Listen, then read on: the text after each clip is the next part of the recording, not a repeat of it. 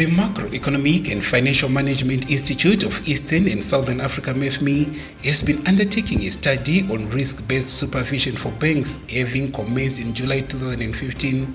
The study culminated in the adoption of the hallmark document on risk-based supervision. There was no better platform to launch the publication other than the combined forum. Officiating at the launch ceremony of the guidelines, Mefmi Director, Financial Sector Management Program, Mr. Patrick Mutimba, expressed confidence the guidelines will help member countries comply with core principles of effective banking supervision. The risk-based supervision manual that we developed is intended to provide some framework within the countries in Mefmi that do not already have a country-specific manual, for which they can actually build, around which they can build their own supervision approaches.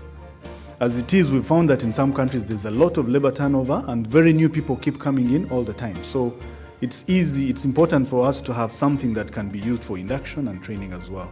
But also we think it can be used as a reference point for the countries. How we developed it, we worked with two regional consultants who also had global experience in supervision of banks.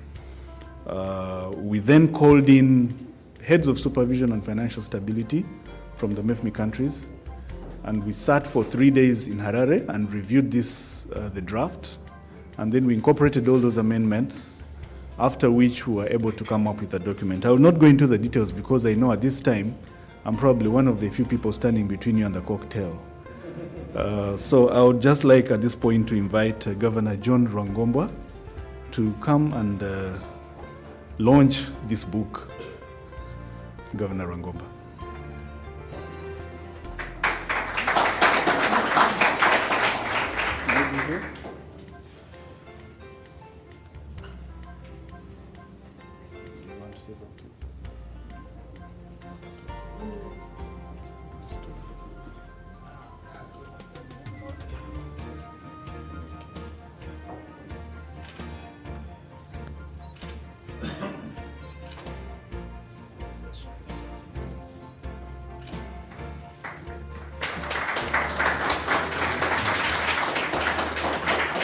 National Bank of Rwanda Governor Mr. John Rwangombwa expressed confidence the book will enable member countries to develop country-specific manuals. On behalf of my colleagues here for this important technical work they put in this book, and I'm sure Caleb will agree that while our teams can use this to develop country-specific manuals, we count on your expertise to support our teams to translate this into country-specific manuals. And we really thank you and congratulate you and encourage you to continue focusing on such technical material that will support our institutions. Mefmi is upbeat the launch of the manual will provide the tools that can capture and demonstrate how emerging issues in bank supervision, such as Basel II, stress testing, and macro-prudential surveillance, can be incorporated in the risk-based supervision.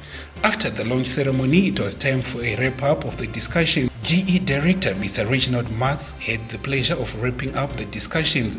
The GE official described the presentations as thought-provoking. I think it's important that we really start thinking about how we prepare ourselves and how we look at re-engaging policy and recalibrating our thought process around making Africa and the Mefmi region sustainable from an economic perspective going forward.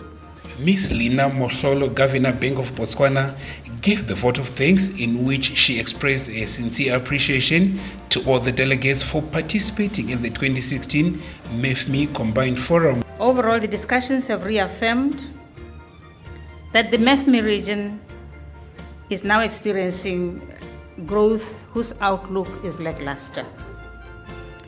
It is susceptible to a number of risks, key among them being the tightening of external financing conditions and anemic growth of main trading partners, particularly China and Europe. We are obviously indebted to the Mefmi Secretariat and its constituent parts. When I say constituent parts, I'm referring to all of the staff members of Mefmi, senior and otherwise, because without everybody at Mefmi here in Washington, D.C. and in Harare, what has been happening all morning would not have been possible. It was yet another productive and fruitful combined forum characterized by mutual exchange of ideas towards enhancing Africa's growth prospects. While there was consensus that regional economies face headwinds, including subdued metal prices and depressed revenues, participants resolved to improve prospects for sustaining high and inclusive growth in the face of global economic uncertainty.